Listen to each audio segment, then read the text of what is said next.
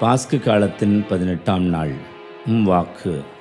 இன்றைய நற்செய்தியில் இயேசு ஆண்டவர் நற்கருணை நமக்கு எப்படி சாகாவரம் தருகிறது என்பதை அவர் இன்னும் தெளிவாக சொல்லுகிறார். இந்த உணவை எவராவது உண்டால் அவர் என்றுமே வாழ்வார்.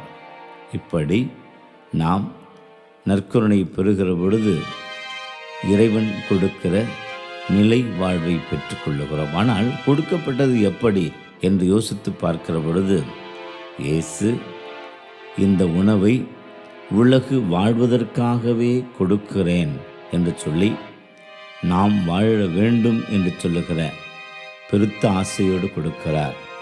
நற்கருணையை அதனுடைய உண்மையான புரிதலோடு பெற முயற்சிப்போம். வாழ்கிறவர்களாக தொடர்ந்து நிலை வாழ்வை பெறுகிறவர்களாக மாறுவோம்.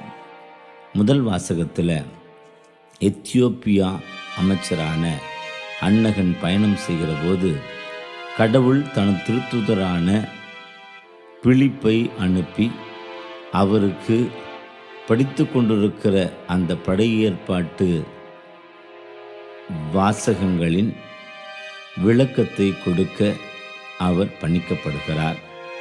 அப்படி இறை வார்த்தையின் வெளிப்பாடு இயேசு கிறிஸ்துவே என்று சொல்லி பிலிப்பு திருத்தூதர் சொல்ல, நான் அவரில் நம்பிக்கை கொண்டு திருமுழுக்கு பெறுவதற்கு எதுவும் தடை இருக்கிறதா என்று கேட்ட அவர் அருகிலே இருக்கிற குளத்திலே தண்ணீர் இருப்பதை பார்த்து திருமுழுக்கு பெற்று இயேசு ஆண்டவரது பின்பற்றுகிற உண்மைச்சுடராக மாறுகிறார்.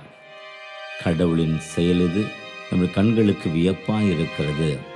இறைவன் இப்படி பல நிலைகளில் பல தனது கருவிகள் மூலமாக நம்மையும் அவர் அணுகுகிறார், நமக்கு அறிவுறுத்துகிறார், புரிதலை ஏற்படுத்துகிறார்.